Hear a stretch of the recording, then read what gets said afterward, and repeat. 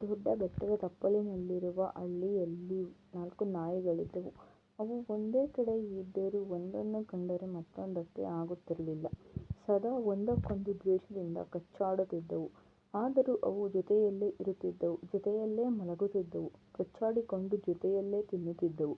ಒಮ್ಮೆ ದೊಡ್ಡ ಬೆಟ್ಟದ ಮೇಲಿದ್ದ ಹಸಿದ ಚಿರತೆಯೊಂದು ಆಹಾರ ಹುಡುಕಿ ಆ ಹಳ್ಳಿಗೆ ಬಂತು.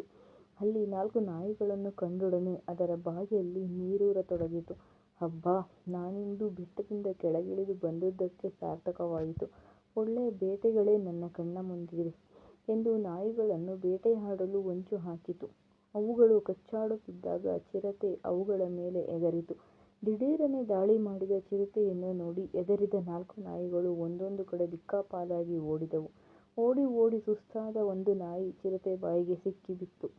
ಚಿರತೆ ಅದನ್ನು ಕಚ್ಚಿಕೊಂಡು ಬೆಟ್ಟದ ಮೇಲಕ್ಕೆ ಹೋಗಿ ತಿಂದು ಮುಗಿಸಿ, ಇನ್ನು 3 ನಾಯಿಗಳಿವೆ. ದಿನಕ್ಕೊಂದರಂತೆ ಬೇಟೆಯಾಡಿದರೂ ಇನ್ನು 3 ದಿನ ನನಗೆ ಆಹಾರದ ಕೊರತೆ ಇಲ್ಲ ಎಂದು ಬೆಟ್ಟದ ಮೇಲೆ ಗೊರಕೆ ಹೊಡೆಯುತ್ತಾ ಆರಾಮವಾಗಿ ಮಲಗಿಕೊಂಡಿತು.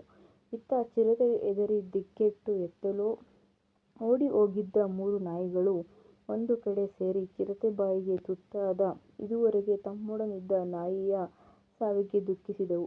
ಆ ಚಿರತೆ ಮತ್ತೆ ಇಲ್ಲಿಗೆ ತಮ್ಮನ್ನು ತಿನ್ನಲು ಬಂದೇ ಬರುತ್ತದೆಂದು ಊಹಿಸಿಕೊಂಡೇ 3 ನಾಯಿಗಳು ಭಯದಿಂದ ನಡುಗತೊಡಗಿದವು.